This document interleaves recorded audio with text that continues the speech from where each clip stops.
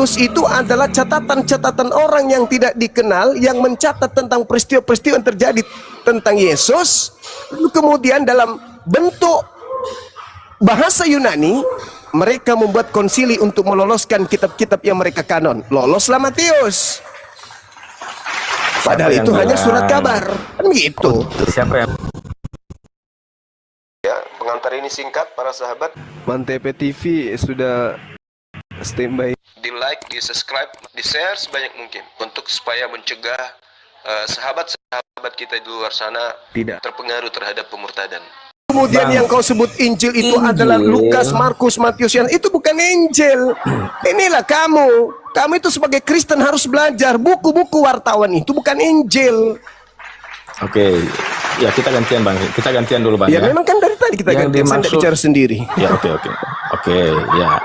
Yang dimaksud Injil itu bukan seperti narasi bahwa Injil itu turun dari langit. Turun sejak Yesus bayi, bukan seperti itu, Bang. Yesus mengatakan segala firman yang engkau berikan, sang pemberi itu dari atas. Yesus yang menerima, yang memberi di atas, berarti firman yang dimaksud Yesus dari atas. Gak usah lebay. Sedangkan buku-buku yang kau maksud itu adalah buku-buku hasil penyelidikan orang, kan? Itu bukan Injil. Itu Lukas. Ya, itu bukan Injil, itu bukan Injil. Itu bukan Injil, itu Bible. Tetapi karangan Markus, karangan Matius, dan seterusnya, kan gitu. Yohanes, ya, itu dicatat langsung. Iya, ya, dengan dicatat. Kesaksian, bukan dari mulut Yesus. Bukan dari mulut Yesus. Ya, dia kan hidup. Bukan dari mulut Yesus, kan sudah aku bilang, wartawan yang mencatat kesaksian-kesaksian orang tentang Yesus, tapi bukan firman Tuhan. Bukan firman Tuhan, bukan sabda Yesus juga. Begitu. Jadi maksud Gurunda begini, apakah perlu ada kitab lagi yang kitab Yesus begitu? Artinya Yesus yang menulis gitu, Bang? Perlu begitu, Bang? Yesusnya menyampaikan firman, kan, dan Yesus mengajarkan Injil kerajaan Allah kepada Yahudi, kan? Iya, maka itu dicatat oleh para muridnya. Mana segala firman itu? Mana segala firman tersebut? Iya, itu sudah disampaikan. Mana segala firman itu? Mana segala firman yang tadi yang Yesus terima dari Tuhannya mana? Nah, ini gimana sih? Gurunda ini tiap hari baca-baca Bible, kok malah bertanya? Saya bertanya, mana segala firman? Bukan wartawan. Segala firman Yesusnya, bukan segala firman Paulus, bukan segala firman Lukas. Yesus berkata, aku tidak berkata-kata dari diriku sendiri, menurut wartawan. Ya sudah, kalau begitu mana ucapan Yesusnya? Mana ucapan Yesus yang tidak bercampur aduk dengan wartawan? Mana? Iya. Yang lainnya perkataan Yesus itu, aku, ini salah satu, Bang, ya. Aku berasal dari atas, kamu dari bawah. Itu kan yang didapatkan oleh wartawan. Yang saya maksud di sini adalah segala firman yang tidak tersentuh oleh orang-orang lain untuk menjamahnya dan menambahkan dan mengulangi. Mana segala firman yang Yesus terima? Mana segala firman yang Yesus terima? Mana? Ketika kami mengutip perkataan Yesus, dikatakan wartawan. Ini gimana sih? Dengarkan, pasang kupingmu baik-baik. Yesus mengajar. Ketika Yesus mengajar, di situ tidak ada buku Lukas, tidak ada buku Matius, tidak ada buku Markus, tidak ada buku Yohanes. Paham situ? Tapi Yesus sudah mengajarkan. Iya, memang benar. Ya, diam dulu. Memang benar. Yesus, diam dulu. Yesus sudah mengajarkan firman Tuhan kepada kaumnya Bani Israel. Ada nggak yang mencatat? Nggak ada. Ada nggak yang menghafal? Nggak ada. Lalu kenapa ada buku-buku ini? Buku-buku ini ditulis oleh orang yang tidak dikenali oleh Yesus, yang menulis berdasarkan hasil penyelidikan yang terkait dengan peristiwa Yesus penginjilan kepada kaumnya Bani Israel. Sampai situ paham? Loh, siapa bilang, sampai Bang? situ paham? Kalau abang yang maksud ini Lukas, iya. Tapi kalau Matius, ya itu nggak bisa. Yesus, Bang. Lukas, bukan. Yohanes, Anda baca Matius 9. Aduh. Anda baca Matius 9 nomor 9. Apakah itu murid Yesus yang menulis Matius? Bukan. Coba baca Matius 9 nomor 9. Apakah penulis Matius itu murid Yesus? Orang yang tidak dikenali. Karena memang bukan firman Tuhan. Matius Namanya ini murid doang, Yesus, Bang. namanya doang yang sama, tapi bukan murid Yesus yang bernama Matius ini. itu yang kemudian menulis Matius. Coba Anda baca Matius Jadi 9. Matius siapa? Matius yang Oke, tidak jadi Matius dikenal. siapa? Berapa kali saya harus bilang? Kok bisa Matius tidak dikenal? Makanya belajar. Mana siapa ini? Saya memanusiakan Aduh. yang tadinya bukan manusia. Kalau Anda masih tetap seperti ini, Anda tidak berubah. Coba Anda lihat di dalam kitab Matius 9 nomor 9. Setelah Yesus pergi dari situ, Yesus melihat seseorang yang bernama Matius duduk di rumah cukai. Ini siapa ini? Gurunda ini gimana sih? Aduh. Kalau Gurunda berada dalam keraguan-raguan, ya, dalam kitab Anda itu mengatakan bertanyalah kepada ahli kitab. Ahli kitabnya mana? Mana ahli kitabnya? Yang mau ditanyain? Ya Oten. Oten Ya, itu Oten. bahlul kitab. Ahli kitab. Bahlul kitab Aduh, Oten. ini gimana ini? Hei, Bahlul. Kalau kau disebut ahli kitab, kau bisa Ibrani, bisa Yunani, bisa Aramaik. Itu baru ahli. Terjemahan kau ahli. Ahli nyibul iya. Coba Anda baca Matius 9 nomor 9 kalau Anda ahli. Setelah Yesus pergi dari situ, Yesus melihat seseorang yang bernama Matius duduk di rumah cukai. Lalu dia memanggil dan berkata kepadanya, ikutlah aku. Maka berdirilah Matius. Lalu jangan bicara sendiri kau. Jangan bicara sendiri. Jangan kau nampakkan kebinatanganmu di depanku. Jangan bicara sendiri.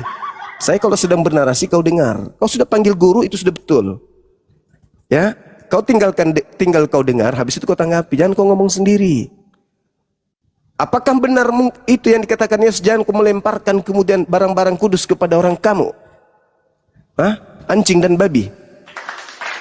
Mungkin karena ini Anda sedang dibacakan pewarta menulis, Anda nyerocos. Diam dulu, habis itu kamu terangkan maksudnya. Setelah Yesus pergi dari situ, Yesus melihat seorang bernama Matius duduk di rumah cukai.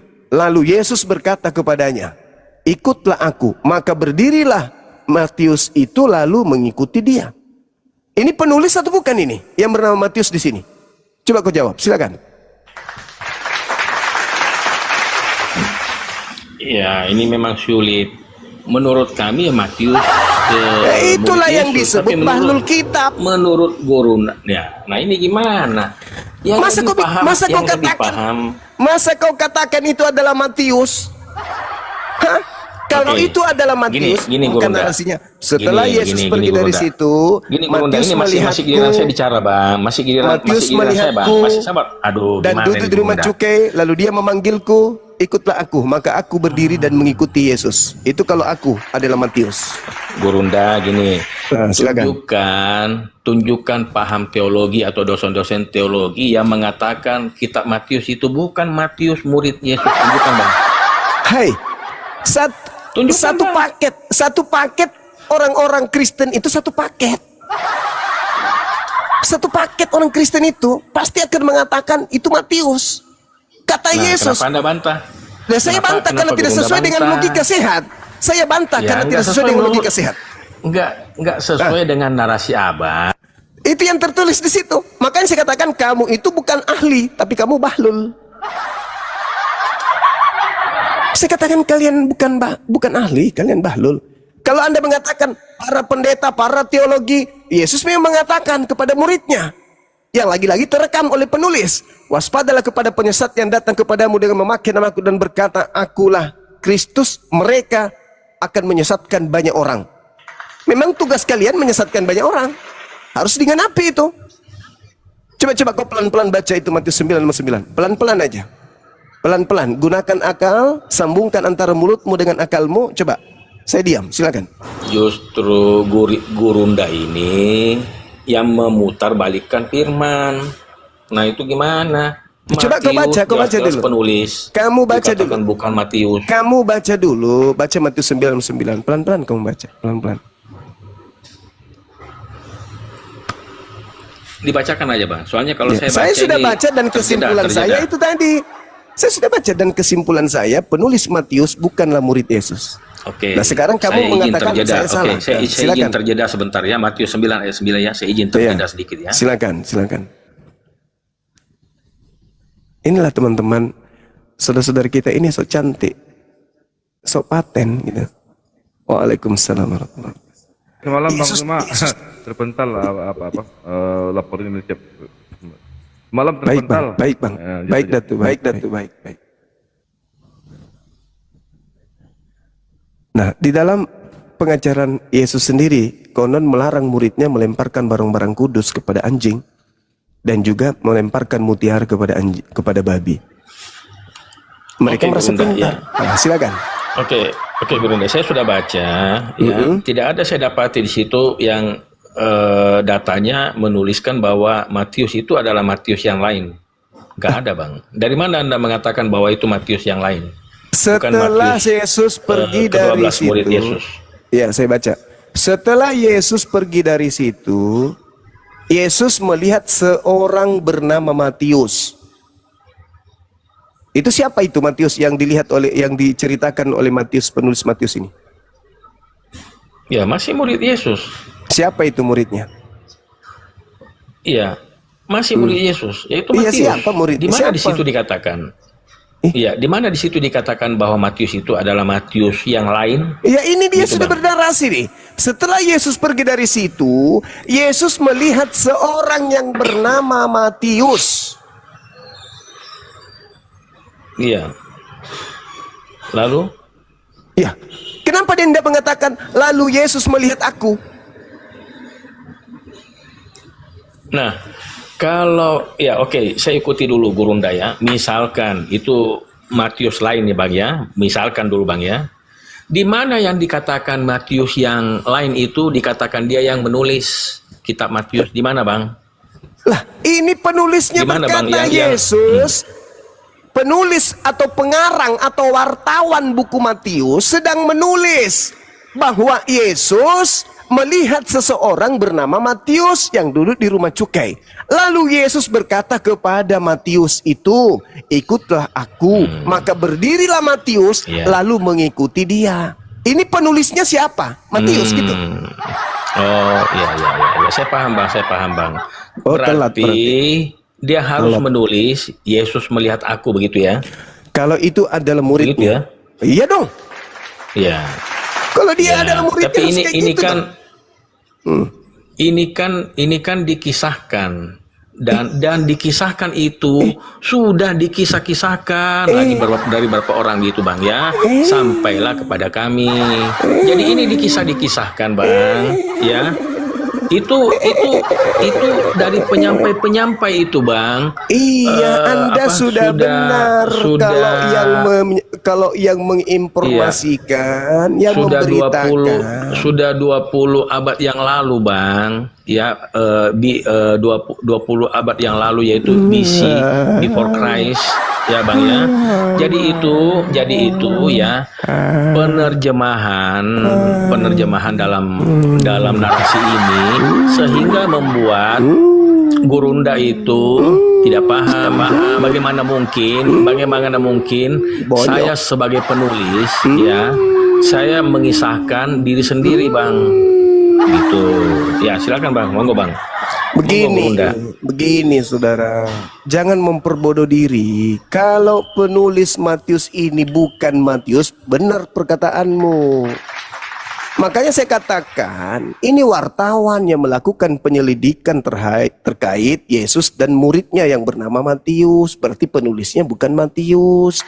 Kalau penulisnya adalah Matius, setelah Yesus pergi dari situ, Yesus melihatku yang sedang duduk pada waktu itu di rumah cukai. Lalu ia berkata kepadaku, ikutlah aku. Maka aku berdiri dan mengikuti Yesus. Itu kalau aku adalah murid Yesus. Tapi karena aku adalah wartawan yang belakangan catatanku disebut sebagai buku Matius, biar dianggap yang menulis itu Matius, tapi nggak bisa karena sudah ada tertoreh begitu adanya di dalam tulisanku. Maka hanya orang stupid yang menganggap bahwa penulis buku Matius itu adalah Matius. Oke, saya coba ikuti dulu dalam narasi Gurunda ya. Ikuti narasi Bible. Saya ini, ya, sabar dulu Gurunda. Ya, saya ibaratkan dulu misalkan ya, saya ini Matius. Saya menuliskan Yesus melihat Matius lain. Berarti masih saya yang menulis Bang, bukan Matius yang dilihat Yesus. Masalahnya penulisnya bukan Matius. Iya kan? Kalian yang mengatakan itu Matius. Alamak. Masih Matius, Bang. Coba kau tunjukkan Yang di mana dilihat tertulis itu, yang menulis gini, buku Matius itu adalah Matius. Silakan. Tunjukkan kepada saya di mana tertulis penulis buku Matius adalah Matius murid Yesus. Silakan. Di mana saya bisa baca? Tunjukkan.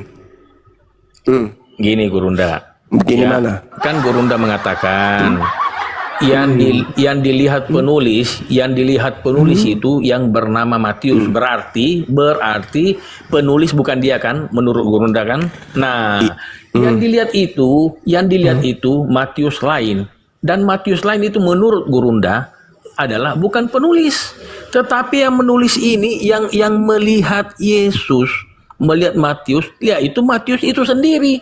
Nah, Gurunda mengatakan Matius yang dilihat kan yang lain, ya kan? Saya ikuti dulu ini ya. Dan yang menulis itu tetap Matius. Gimana sih Kata Gurunda? siapa? Aduh. Kata siapa yang penulis itu Matius? Kan kata Anda. Anda yang memaksakan kalau penulis buku Matius adalah Matius. Anda. Maka Andalah yang punya kewajiban menunjukkan, buktikan kalau penulis Matius itu Matius. Di mana dia ada tertulis? Penulisnya adalah murid Yesus bernama Matius.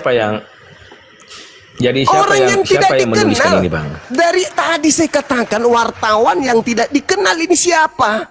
Gereja-gereja mula-mula kemudian melantik penulisnya adalah Matius, padahal bukan.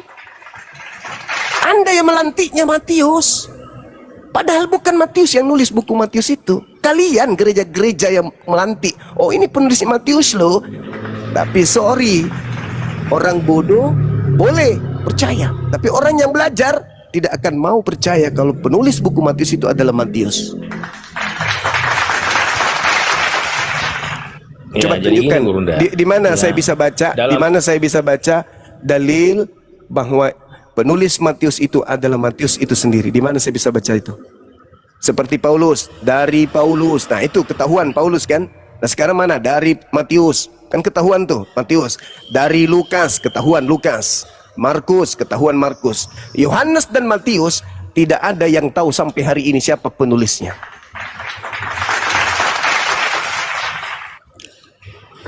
Ya, ketika Anda meminta bukti bahwa sama seperti kata Paulus, ya itu memang tidak ada. Saya akui memang tidak ada seperti itu. Ya, terus kenapa Anda Tapi bukan mengatakan berarti- Matius bukan adalah berarti- penulis buku Matius? Ya, lantas siapa juga yang mau bersaksi, Bang?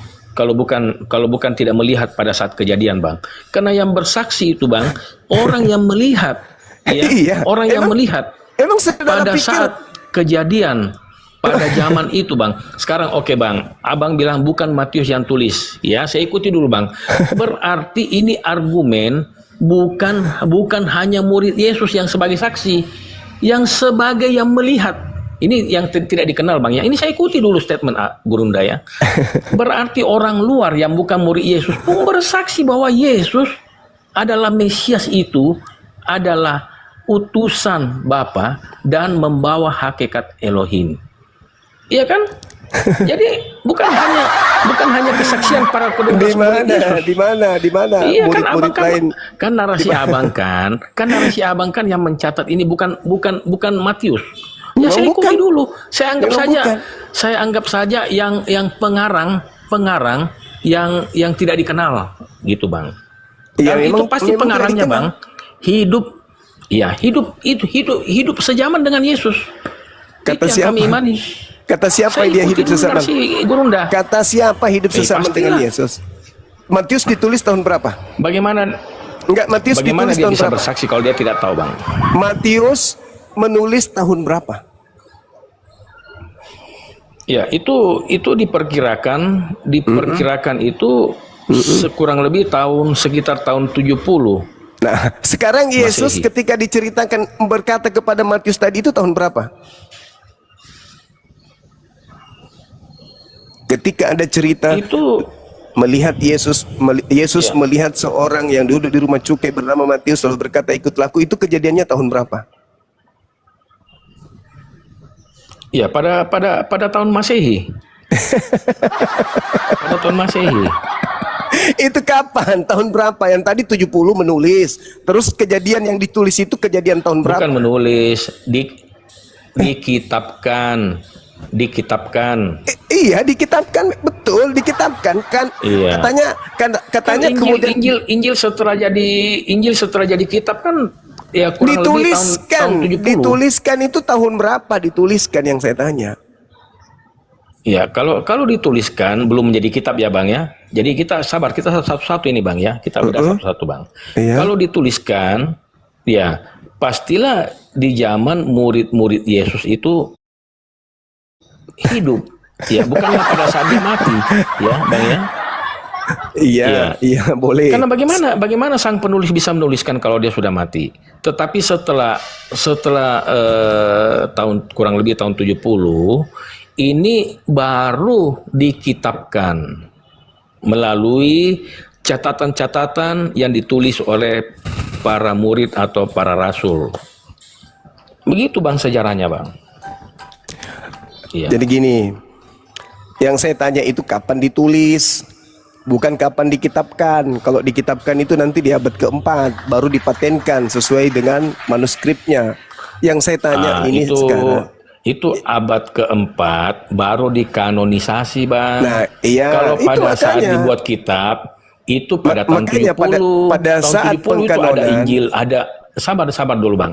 Pada saat tahun 70 itu kitab dijadikan kitab sampai ada Injil Barnabas, Injil apalagi itu Bang ya.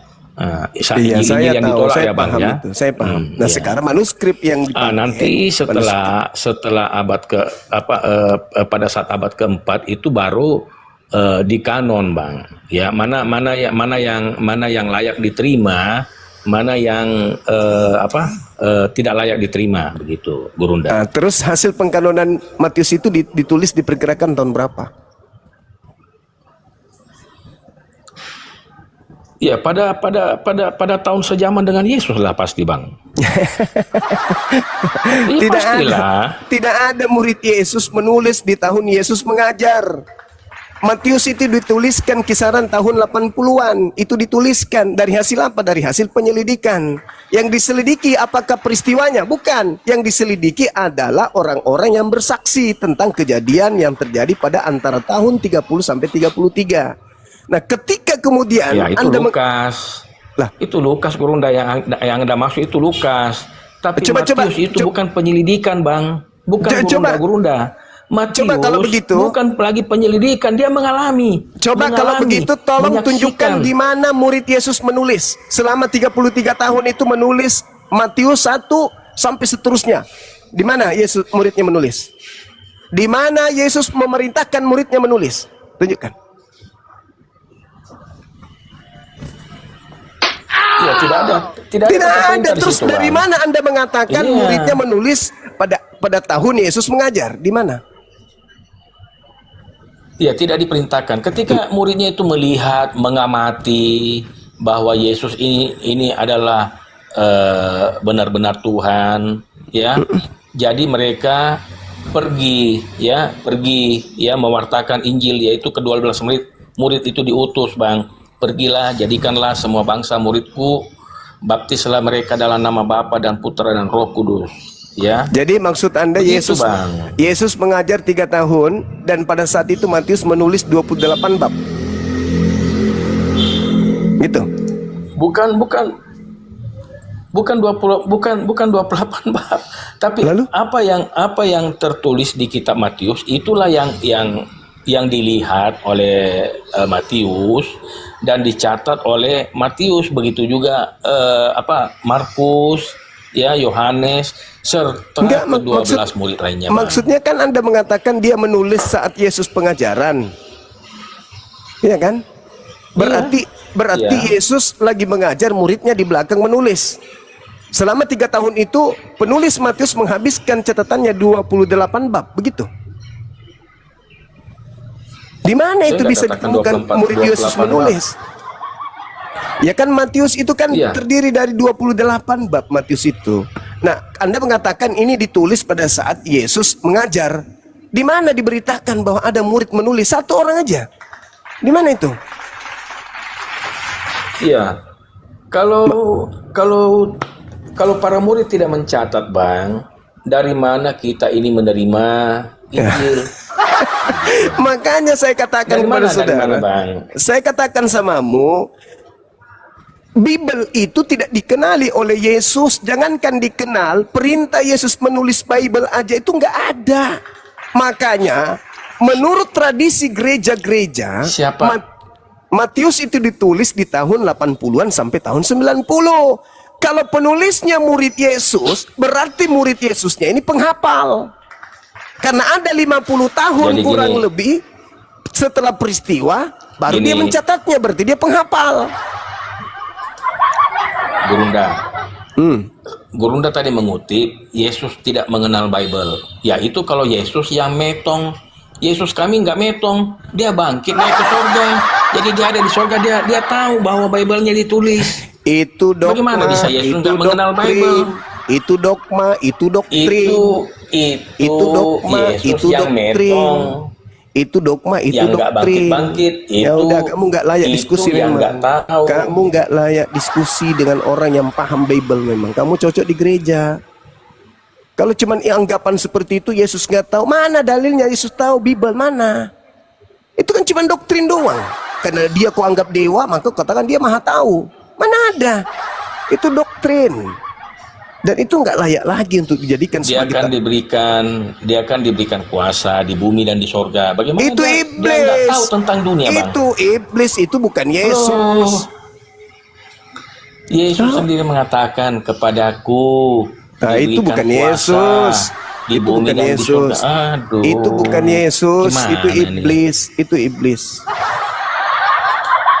Itu iblis yang berkata itu bukan Yesus. Oke. Tunjukkan datanya, Bang. Kalau Gurunda mengatakan itu perkataan iblis, tunjukkan datanya. Oke, Gurunda. Anda percaya hasil penyelidikan penulis kitab Anda enggak? Kalau Anda percaya, saya kasih data. Percaya? Oke, percaya. Di mana di situ dikatakan Yohanes 17 bahwa nomor iblis yang 8. berkata seperti itu? Yohanes 17 nomor 8 Ya. berkata bahwa Oke. Yesus berkata kepada murid-muridnya, segala firman yang engkau berikan kepadaku telah aku sampaikan kepada mereka. Mereka telah menerimanya dan mereka percaya bahwa engkaulah yang telah mengutus aku.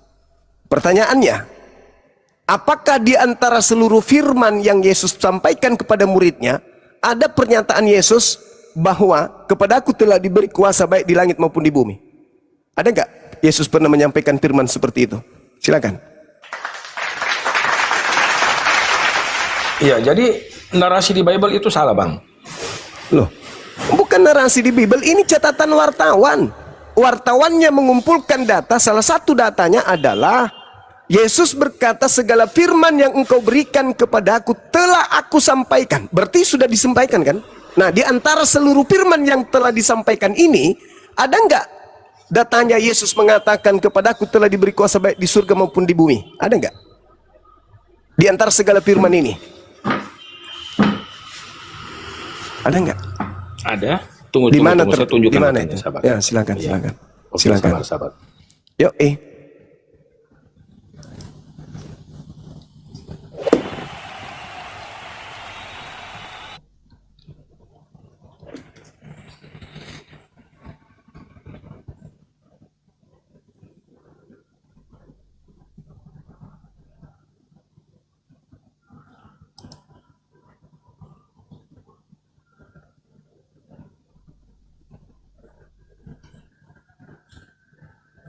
Satu tahun kemudian, 2000 tahun.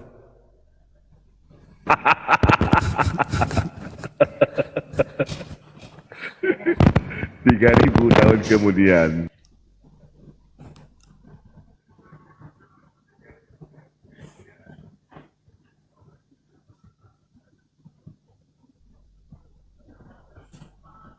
pingsan.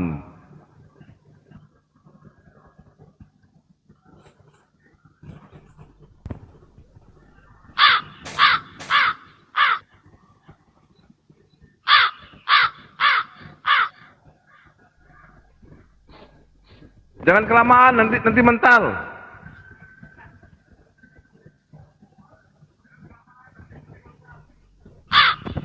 Ya, sabar.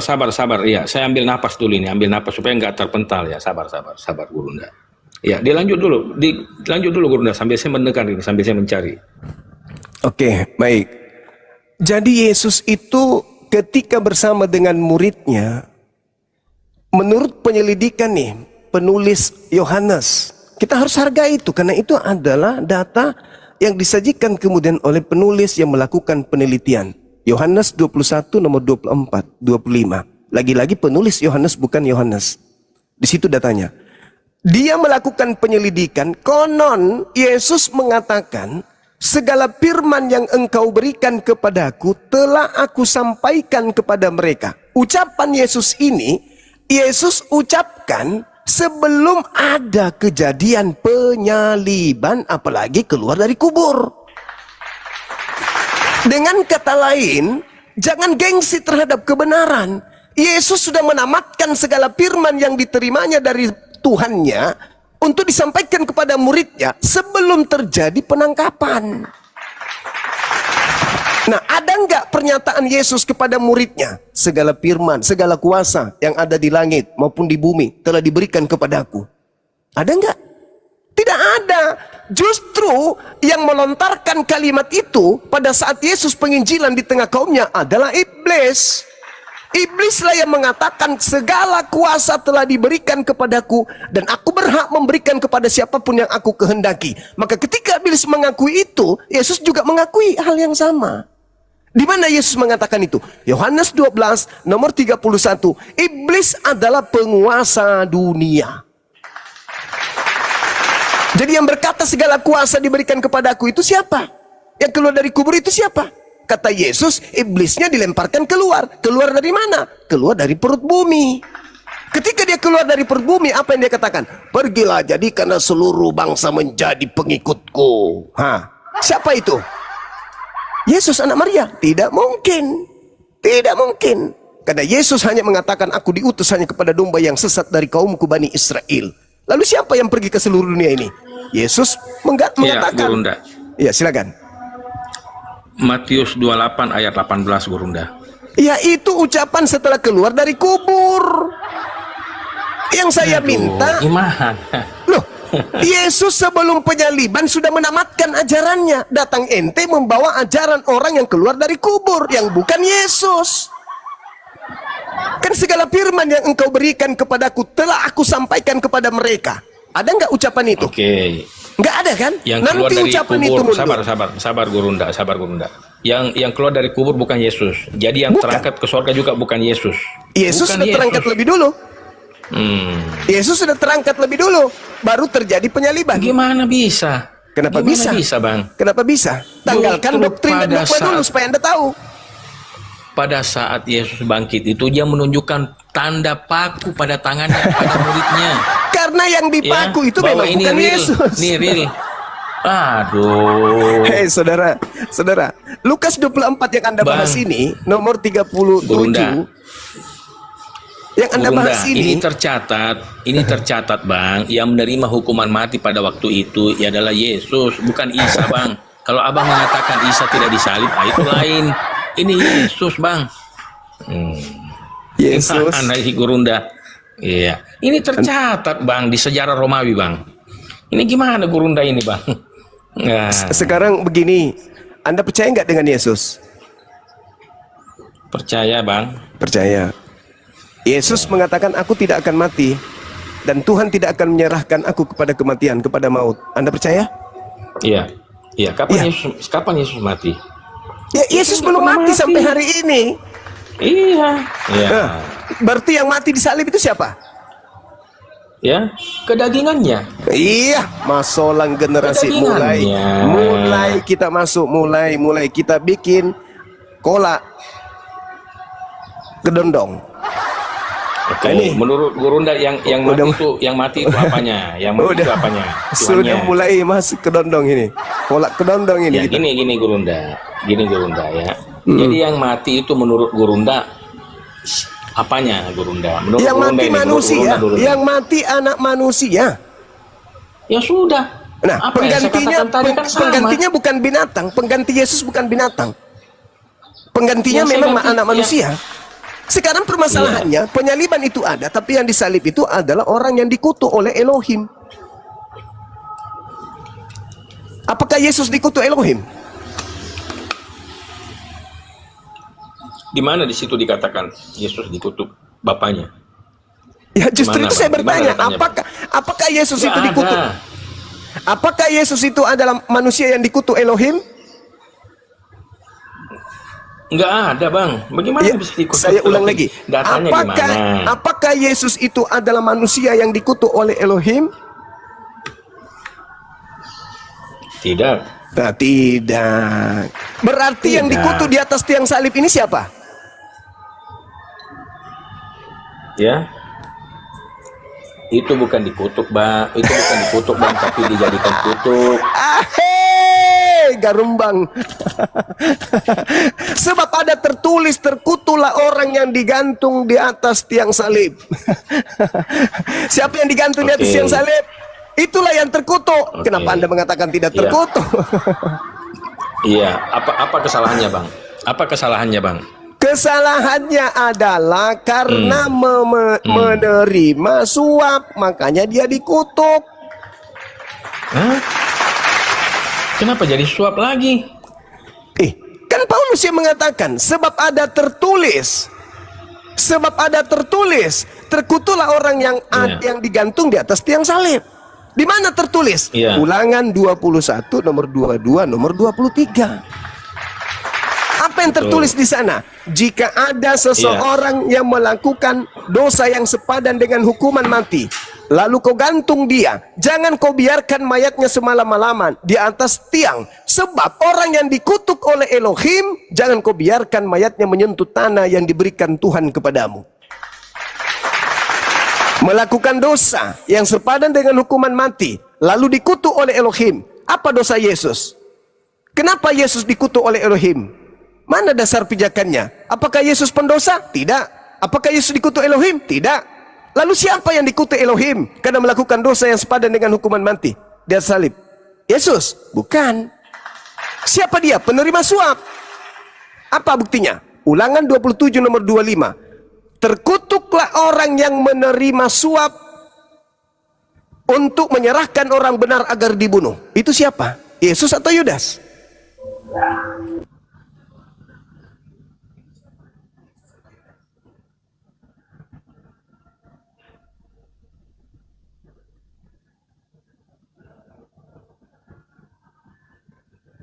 Oksigen.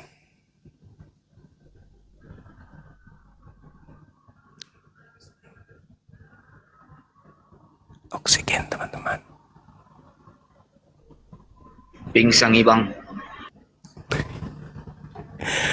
Oke, saudara-saudara sekalian, di tempat saya sudah hampir azan. Silakan dilanjut untuk sementara. Yang pada intinya, maaf saudara Osama kalau saya keras. Saya memang keras untuk memanusiakan manusia. Data demi data saya sajikan, saya tidak menghujat, saya tidak menista. Saya hanya ingin Anda itu mendudukkan perkara mulut dengan otak harus sinkron pada saat kita berbicara. Agama yang benar adalah agama yang mendudukkan akal sebagai filter untuk menerima sebuah pengajaran atau konsep-konsep yang ada di dalamnya. Kalau agama kita tidak masuk akal, mundur sejenak, duduk di kursi, ambil air satu gelas, minum, pikirkan, renungkan. Karena ini berbicara mengenai keselamatan kekal, bukan ecek-ecek. Salah kita memilih agama kekal di sana. Neraka jahanam menunggu orang-orang yang tidak menggunakan akal sehat. Baik saudara-saudara sekalian, saya izin ibadah. Mudah-mudahan apa yang saya berikan ini bisa bernilai edukasi khususnya kepada saya sendiri. Demikian. Lanjut.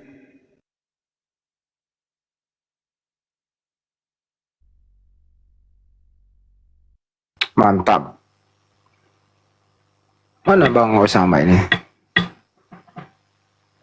Pingsan Bang. Enggak lagi ada tamu mungkin beliau itu. Ya kita beri apresiasi Bang Osama. Iya, lanjut dulu Gurunda. Saya lagi di jalan ini, Gurunda. Ya. Beliau sopan, kita apresiasi lah ya. Ya kalau begini kan enak diskusinya gitu. Tidak saling nyerundul-nyerundul. Oke, brother Osama, makasih telah berbagi buat kita semua. Semoga penjelasan Anda dimengerti oleh orang Kristen, lebih kuat iman Kristennya. Dan umat Islam juga lebih paham bahwa ya Kristen seperti Obama ya begini gitu loh. Jadi kita saling mengerti satu sama lain. Tak kenal maka tak sayang maka tak. Nah, terserah lu lah. Jadi kalau teman-teman muslim udah ngerti Kristen seperti ini, sebagaimana penjelasannya Osama, nah kalau ada datang misionaris kepada Anda, ya Anda tentu berpikir. Nah, kan gitu. Kalau tidak tahu, wah, nanti kan Anda pusing cari tahunya dulu. Betul ya, Bang Bayu ya. Jadi kalau kita udah tahu, oh Kristen seperti ini, nah, masihkah Anda ingin dipengaruhi oleh misionaris itu? Itu kira-kira. Sudah Betul, TST. betul, abangku. Nah, TST apa sih TST? Tahu sama tahu kan?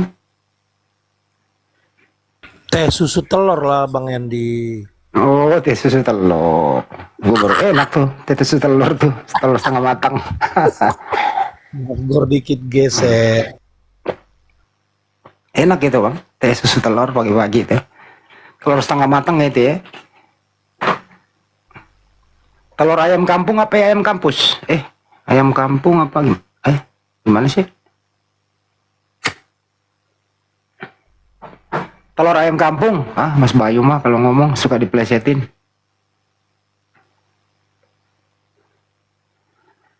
Ini Bang Erik ini di jalan, Bang Datu lagi di Padang. Alhamdulillah penyaluran dari API udah sampai semuanya ya. Aceh sudah, Sumbar sudah. Terima kasih kepada para donatur ya. Alhamdulillah sudah tersampaikan semuanya.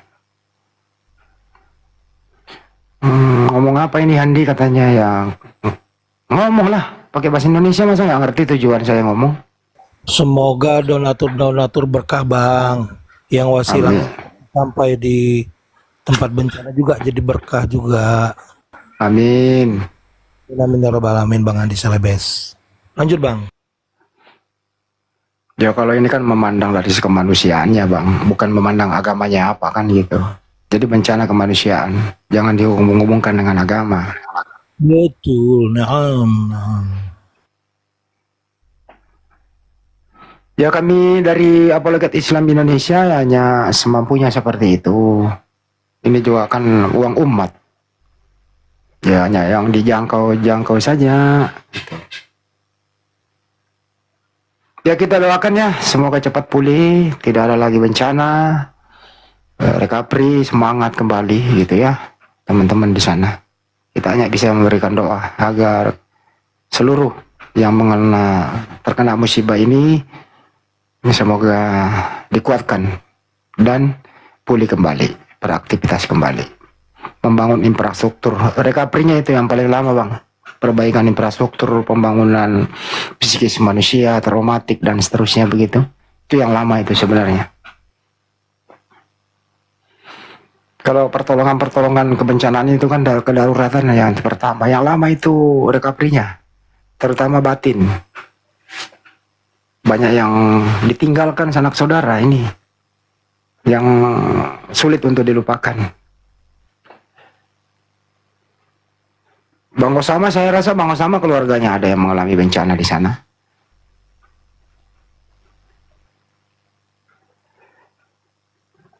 Tapi pada prinsipnya tadi saya diskusi Bang Osama, dia udah mengakui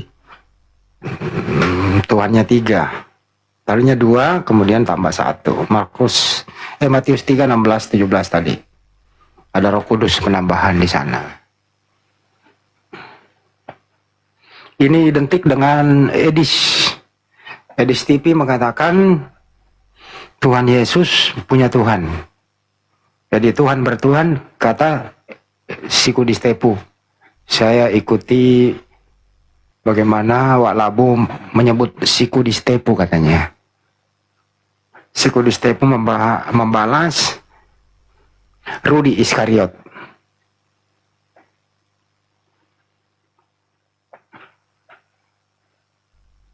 Susah bang, susah mereka menyatu lagi. Kalau masing-masing punya kepentingan, masing-masing punya penafsiran.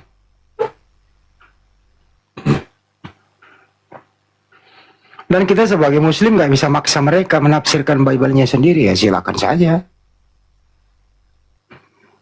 Kalau Banjuma itu tujuannya memperkuat pengetahuan Islam. Bahwa ya seperti inilah. Nah, nanti Anda kalau sudah ngerti, ya masihkah Anda ingin dipengaruhi oleh misionaris-misionaris yang datang kepada Anda? Itu tentu tidak dong, kan udah paham. Nah itu tujuannya Apologet Islam Indonesia. Jadi diskusi lintas agama ini bukan main-main. Ilmu bro, ilmu gitu. Karena banyak orang murtad itu tidak tahu arah tujuannya. Itu kasusnya banyak kok. Setelah di sana baru dia mikir, oh begini toh. Gitu.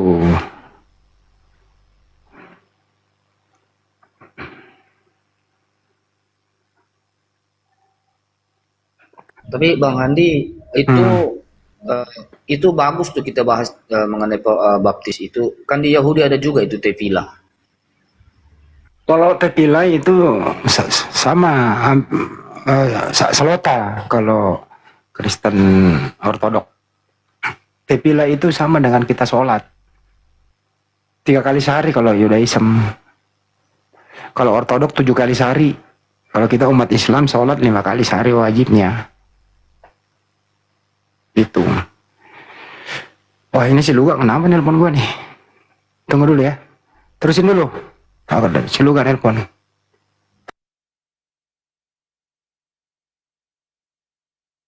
Jadi saya juga heran teman-teman mengatakan bahwa dibaptis itu harus jadi pengikut Yesus. Sementara jauh dari sebelum Yohanes membaptis itu, Yahudi itu telah mengadakan tevilah gitu loh. Upacara pembaptisan dengan cara pembenaman di udara. Itu tevilah. Ada juga dan itu dilakukan di Sungai Yordan. Yesus juga dibaptis di Sungai Yordan. Kalau kita merujuk di 2 Raja-Raja 5 nomor 14 itu, di sana tertulis maka turunlah ia membenamkan dirinya 7 kali dalam Sungai Yordan. Nah Yesus ini dibaptis di Sungai Yordan, dicelupkan tuh sama Yohanes. Berarti jauh dari sebelum ada pembaptisan ini sudah dilakukan di Perjanjian Lama. Loh kenapa disangkut pautkan dibaptis itu harus menjadi pengikut Yesus? Itu kadang saya juga berpikir ini mengenai baptis ini yang dilakukan oleh gereja-gereja ini. Matius 3 nomor 6, Yesus itu dibaptis di Sungai Yordan.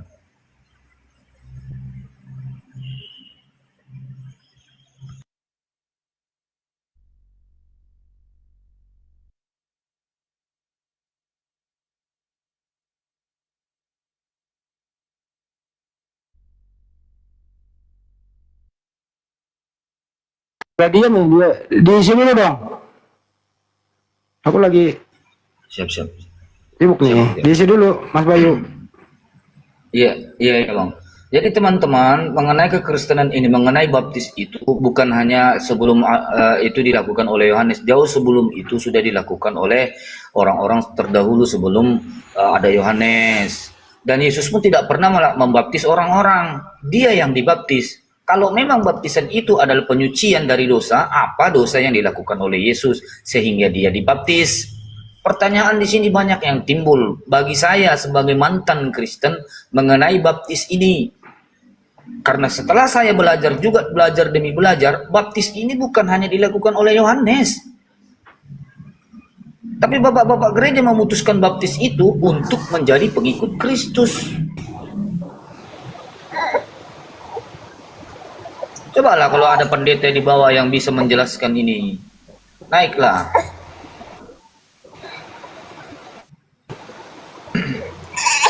Kasihan.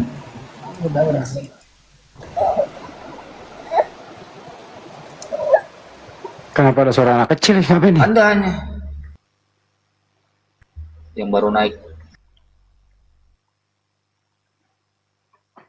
Tapi tadi Osama udah ngakui sih bahwa Yesus dibaptis itu berbeda tujuan dengan Kristen dibaptis. Beda. Kalau dibaptis itu kan pemurnian atau pembersihan dosa kan? Tujuan baptis itu. Anda dulu dibaptis Betul, tujuannya apa? Sama itu Bang, pengakuan dosa, pemurnian dosa, atau penghapusan dosa dari dosa keturunan, dosa turunan gitu. Kan selama ini kan orang Kristen mengatakan bahwa setiap manusia yang lahir itu telah berdosa karena dosa-dosa turunan katanya. Jadi harus dibaptis. Iya, Jadi kita sudah tidak menanggung dosa ya. menerima kehidupan baru dalam Kristus, menjadi anggota gereja dan menyatakan iman secara publik kan gitu ya? Ya, Betul. terima kasih, selamat siang. Oh Pak Kripto, selamat siang Pak Kripto. Ya, tentang baptisan ya. Ya. Saya dibaptis waktu umur 23 ya. Itu baptis itu bukan berarti saya saya berbicara nih, saya mengucapkan saya bertobat atas segala dosa-dosaku yang lalu, dan saya percaya bahwa baptisan ini membuang segala dosa-dosaku. Artinya saya tidak lagi akan mendapat hukuman dari dosa-dosa itu, diampuni oleh Tuhan. Nggak ada itu. Kalau baptis Yohanes itu artinya menyatakan di depan 2 atau 3 orang bahwa saya mengikuti Yesus gitu loh. Kalau Yesus dibaptis itu berarti dia tampil di publik. Ya, nah itu disaksikan, ada suara, bukan anakku yang kukasihi, engkau aku bebaskan dari dosa, kan enggak. Inilah anakku yang kukasihi, dengarkanlah dia. Itu baptisan Roh Kudus, bukan Yesus bertobat. Jadi tujuan betul Bang. tujuan baptis gimana Pak Kripto? Baptis itu seperti wudhu, atau enggak? Kalau orang berwudhu tuh buat apa? Minta ampun dosa kan enggak, membersihkan diri kan? Tapi saya baca Bang di artikel gitu ya, tujuan baptis ini saya baca ya Bang ya. Tujuan baptis adalah untuk melambangkan pembersihan dosa, menerima kehidupan baru dalam Kristus, menjadi anggota gereja, dan menyatakan iman secara publik. Itu tujuan baptis yang saya baca Bang. Nomor 2 dan 3 betul, tapi nomor 1 membersihkan dosa tidak. Di dalam Kristen nggak ada membersihkan dosa karena baptis atau karena Yesus disalib. Kalau Iya, Yesus gini Bang, bahasa teologinya itu disucikan, dosanya disucikan begitu. Enggak Bang ada Endi, dosa ya. disucikan, enggak ada. Ya. Dosa itu diampuni, bukan disucikan. Yang benar yang mana kalian ini? Ya, kalau saya ke pengadilan ya, saya bersalah ya. Ya bersalah nih, ya dengan membayar denda ya, tilang gitu ya. Ya bukan salahnya dia dibersihkan, tetap bersalah, cuman ditebus dengan uang. Saya baca ya, saya baca dulu nih. Saya sih nggak mau nambah, nggak ngurangin ya. Tujuan baptis, pembersihan dosa, air Itu salah, baptisan. itu salah. Entar dulu Bang, saya baca dulu. Pembersihan dosa, air baptisan melambangkan pembersihan dari dosa melalui kasih karunia Tuhan. 2. Hidup baru di dulu. Oh, kerja dong. Ya Allah. Ya, aduh. Saya ulang. Tujuan baptis 1. Pembersihan dosa. Air baptisan melambangkan pembersihan dari dosa melalui kasih karunia Tuhan. 2. Hidup baru dalam Kristus melambangkan kematian cara hidup lama dan bangkit untuk hidup baru bersama Kristus. 3. Menjadi anggota gereja. Baptis adalah pintu masuk untuk menjadi bagian dari persekutuan umat beriman gereja dan menerima sakramen-sakramen lainnya. 4. Pernyataan iman menunjukkan kepada dunia bahwa seseorang mengasihi, percaya, dan menaruh harapan pada Kristus. 5. Penerimaan Roh Kudus. Baptisan seringkali disertai dengan penerimaan Roh Kudus untuk memampukan hidup baru dalam pelayanan. Begitu. Ingat Bang. kata-kata itu ya, selalu dikatakan didahului dengan kata melambangkan. Lambang Garuda Pancasila itu bukan negara, itu hanya lambang. Ya, Bhinneka Tunggal Ika itu lambang. Persatuan Indonesia, ya lambang Pancasila yang ada di Nggak usah lari kemana-mana Pak Kripto, nggak usah ngasih analogi, orang di sini pintar semua loh. Iya, lambang itu apa? Orang pintar tahu lambang itu apa. Bukan benar-benar kan? Tapi kan bener-bener kasih dicelupin di air Bang. Air itu bukan lambang tapi dipakai untuk mensucikan kan. Itu air loh, nggak mana ada orang Ceburin. dibaptis nggak pakai air. Ya pernah dibaptis pakai Ceburin setrum. malah. Pak Kripto, Anda pernah dibaptis pakai setrum? Enggak kan? Pakai air kan? Iya, lambang. Masa dosa bisa dibersihkan dengan air? Nah itu saya baca begitu tadi. Konyol udah, melambangkan, lambang. Udah jangan Saya pura-pura bacanya bodoh begitu lah. Bang. Saya bacanya Anda begitu. bukan orang bodoh, cuma pura-pura bodoh. Saya baca begitu. Nah, iya baca begitu tapi kan ngerti bacanya ya itu tapi kan Ya, Anda iya. ngerti sendiri cuma pura-pura Iya, bodoh bacanya. aja gitu ya. Jadi air Anda baptisan, bukan orang bodoh tapi air pura-pura baptisan, jangan menyerang personal Bang. Kita pakai data. Air baptisan melambangkan pembersihan dari dosa melalui kasih karunia Tuhan. Itu fungsi air baptis. Bagaimana Bang Osama? Setuju? Bang Osama? Gini, bukan gini Bang ya, bukan masalah air baptis.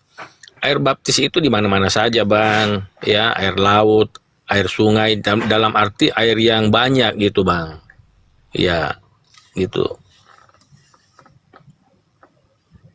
Tapi intinya air di sini sebagai membangkitkan, melambangkan pembersihan dari dosa.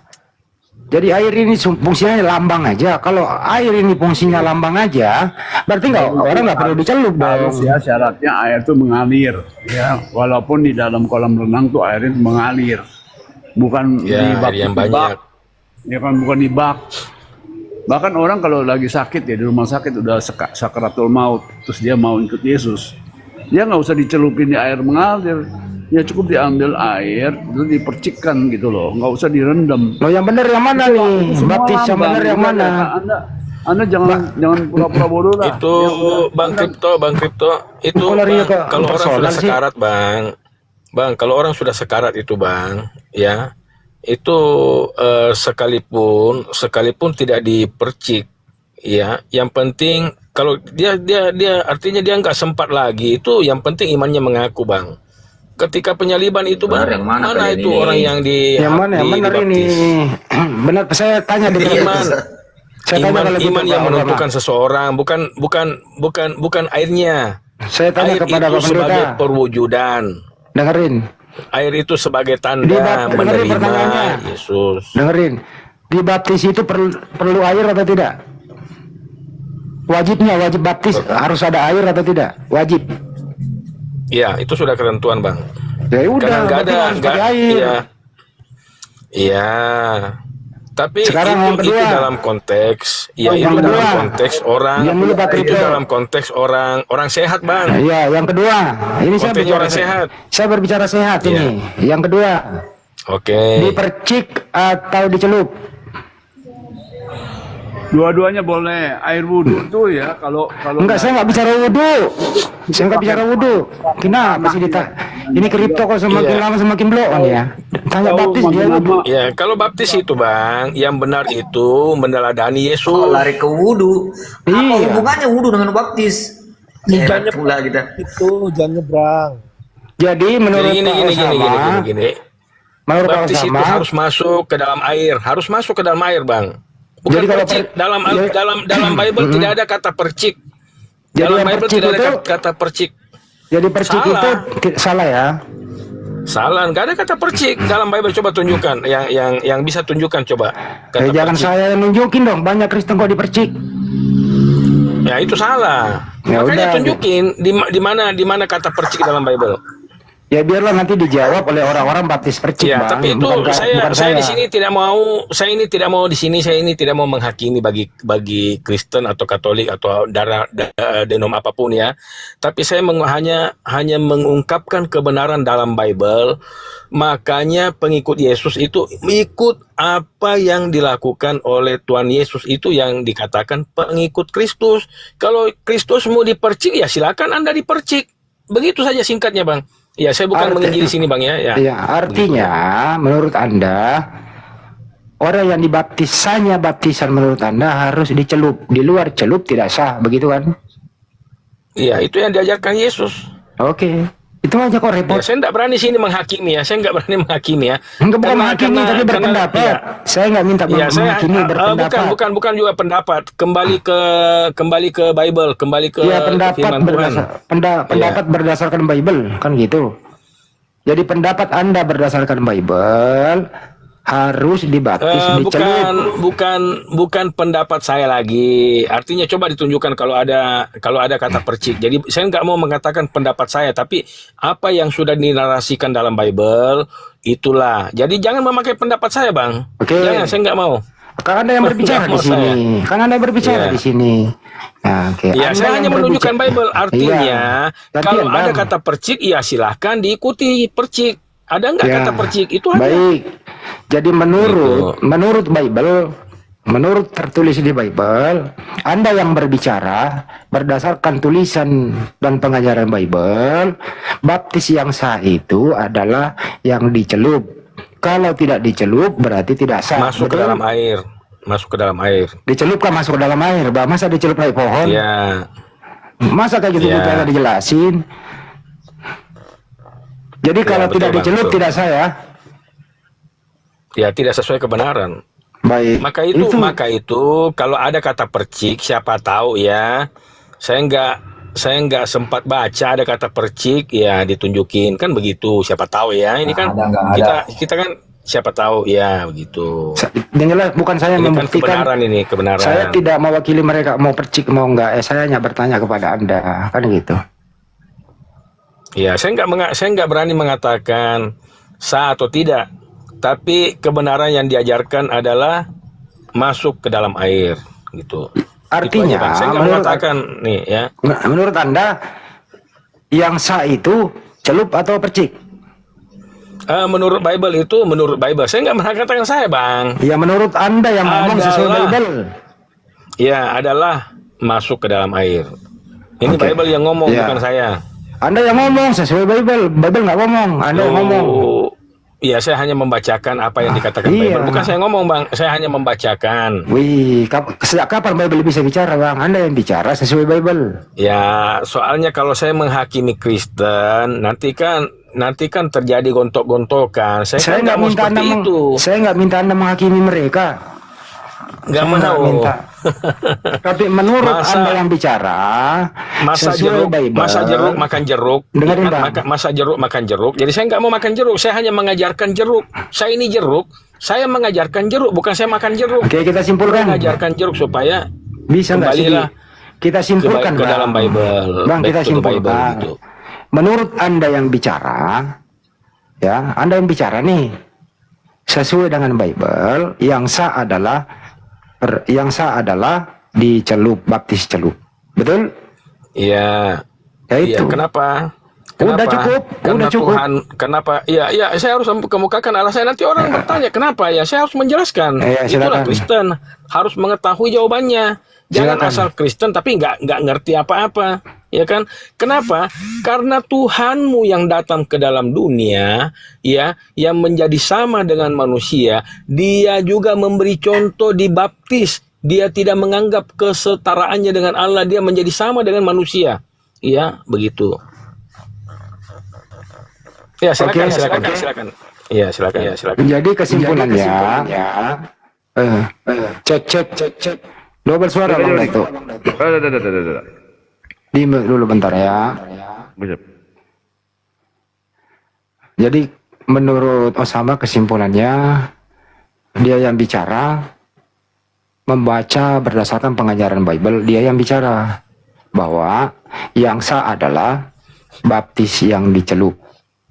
Di luar baptis yang dicelup berarti tidak sah. Nggak mungkin dua-duanya sah. Betul apa betul? Berarti Betul, Yesus berdosa Bang. ikutlah apa yang dilakukan Aduh, Tuhan Yesus. Ya kan begitu. double Bang Dato. Benar. Ya artinya jangan mengaku pengikut Kristus kalau tidak mengikuti teladan yang dilakukan Tuhanmu. Jadi Yesus berdosa. Simpel aja kok. Bukan Ya, itu simpel aja. tadi udah saya bahas itu Bang Dato. Saya udah bahas tadi itu. Yesus tidak berdosa. Yesus hanya memberi contoh tadi jawabannya. Nggak usah dimundurin lagi topiknya kan gitu. Jadi kesimpulannya gitu ya. Nah, hati-hati yang baptis percik nih. Karena tidak ada di Bible nih berdasarkan analisis hari ini. Itu ya Bang Osama ya. Ya kita namanya mengedukasi. Kalau ada teman-teman mengatakan oh salah itu ya silakan ditunjukkan. Kan gitu. Kan kita mau sama-sama belajar. Denom Ya, apa aja kan? sih? Denom apa aja sih yang percik itu? Saya belum paham ya. Iya tergantung biasa pemahaman dari pemimpinnya Bang.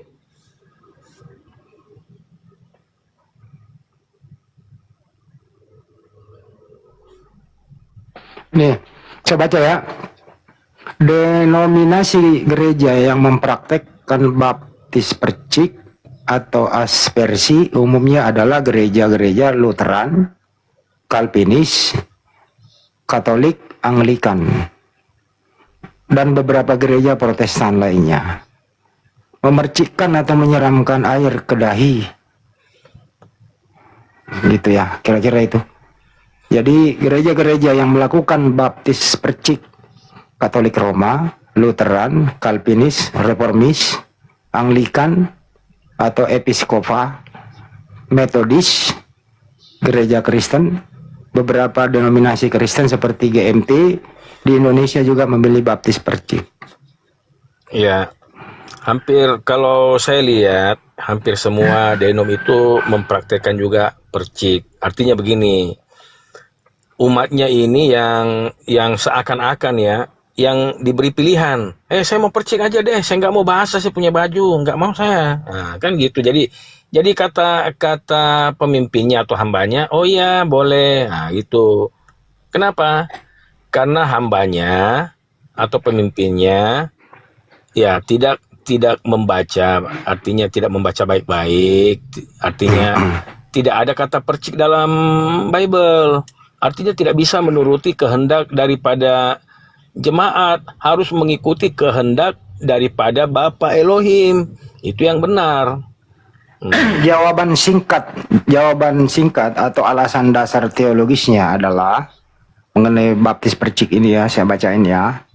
Praktis dan darurat, lebih mudah dilakukan di mana saja, terutama untuk bayi baru lahir atau orang sakit yang tidak bisa ke air seperti pada masa lalu.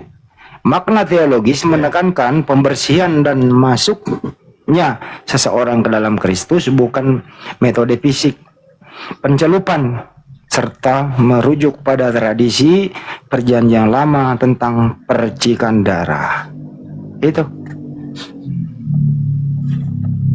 Itu dasar efisiensinya Bang. Karena kalau bayi dicelupin kan kasihan juga dibaptis. Ya, jadi dipercik itu ya alasan tertentu dalam keadaan tidak memungkinkan. Itu ya yang dimaklumi oleh gereja-gereja. Tetapi kalau dalam keadaan tidak tertentu, kenapa kita harus dipercik? Kan begitu. Misalnya kita dalam keadaan sehat, kenapa kita harus memilih dipercik? Kalau bayi Bang? Lantaran takut. Bayi? Ya. Gimana bayi? Masa bayi dicelupin? Kan kasihan. Bisa, tapi yang penting tidak kena ke hidungnya kan dikasih tidak usah suruh tubuh masuk, yang penting kepala ada kena air, tangan ada kena air, badan kaki ada kena air, kan begitu. Tapi Ya, kalau kena semua, artinya Bang ya. Ya kalau kena semua ya dicelup namanya Bang. Pasti hidung juga kena. Ya itu kan masuk, tapi ini kan dalam keadaan tertentu Bang. Jadi tidak dipaksakan bayi, masa bayi harus kayak apa, kayak ditenggelamkan, bukan begitu. Ini kan tidak mungkin kan, begitu. Jadi dalam hal ini percik juga boleh dong kalau gitu. Saya nggak pakai percik, Bang. Artinya ya dia sambil dipegang ini, sambil ditopang ini masuk ke dalam air, tapi bukan artinya sampai di hidungnya, Bang. Artinya dia dalam keadaan tidur, Bang, ya, keadaan tidur. Bukan tidur, maksudnya keadaan baring lah begitu, ya. Keadaan dia berbaring, dia di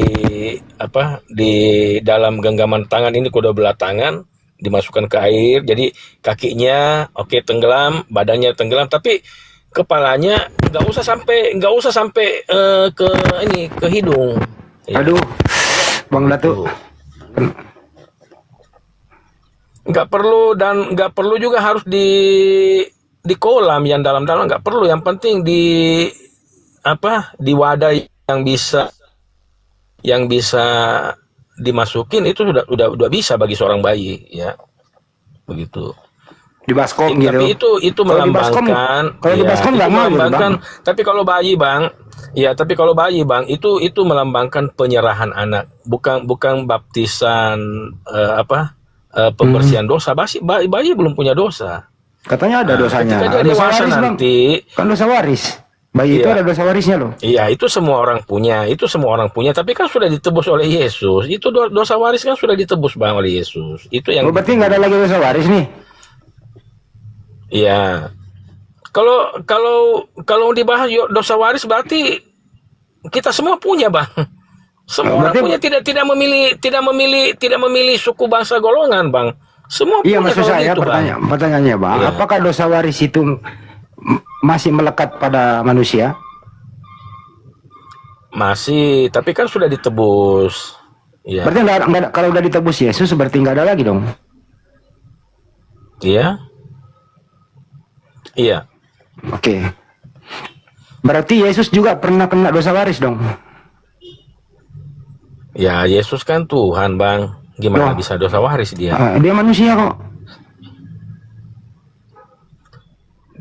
Abang tahu dulu, dia itu dikandung oleh Roh Kudus, ya. Kalau dalam Bible disampaikan oleh malaikat Jibril. Salah. Dikandung oleh Maria, Bang. Iya, cocok, tapi dikandung dari Roh Kudus, bukan benih pria dan wanita. Iya. Dikandung dari Roh Kudus.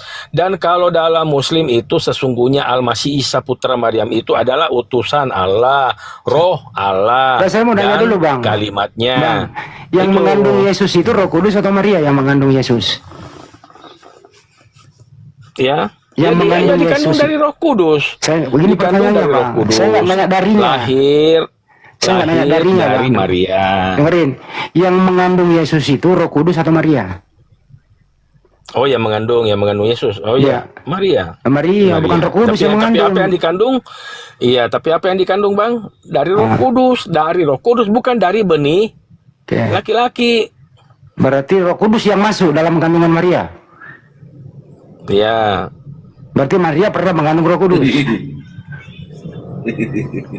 Iya, namanya dikandung Roh Kudus, Bang. Gimana sih, Bang? Gini loh pertanyaannya, Bang. Isi kandungan Maria itu Yesus atau Roh Kudus? Ya, dikandung Roh Kudus lah, Bang. Nanti setelah lahir, ya itulah disebut hendaklah engkau menyamai dia Yesus. Oke, paham. Artinya, Bunda Maria itu mengandung 9 bulan, isi kandungannya Roh Kudus. Setelah dia lahir, berubah menjadi Yesus. Iya. Oke, gitu ya. Jadi Bunda Maria nggak mengandung Yesus, teman-teman. Ternyata dia mengandung Roh Kudus. Ya kan sesuai firman begitu, Bang. Sesungguhnya engkau akan mengandung dari Roh Kudus. Ya. Hendaklah engkau memberi nama dia Yesus. Itu kan sudah disampaikan oleh malaikat Gabriel. Kalau dalam Muslim itu Jibril. Iya. Jadi disimpulkan aja, artinya Bunda Maria hanya mengandung roh. Tetapi kenapa dia lahir kok berbentuk bayi, Bang? Lain yang dikandung, lain yang dilahirkan, kok bisa? Iya, inilah proses. Saya sudah bilang tadi, Bang, kalau Anda nyimak ya, bahwa Yesus itu itu proses kedatangannya. Bukan berarti Bang ya, kalau Maria tidak melahirkan Yesus, ya, berarti Yesus nggak ada. Bukan berarti begitu Bang, nggak sama dengan kita manusia Bang. Kalau sama saya Bang ya, saya nggak dilahirkan oleh ibu saya nggak ada. Tapi Yesus, dia dengan tegas mengatakan, aku telah ada sebelum Abraham ada. Padahal jaraknya ke Abraham itu ribuan tahun Bang ya. Bahkan sebelum dunia dijadikan aku telah ada. Ini Yesus yang mengklaim seperti itu. Jadi Yesus itu siapa Bang? Padahal Artinya, ahli Taurat dan iman, ahli Taurat, sabar Bang ya. Ahli Taurat dan iman Farisi waktu itu mengatakan apa? Lah ini dusta dari mana ini? Umurmu aja belum cukup 50. Aku kenal papa mamamu. Kok ngaku kamu sudah ada di zaman Abraham? Ya artinya Ya kan? Bang, artinya Ya kan gak masuk akal.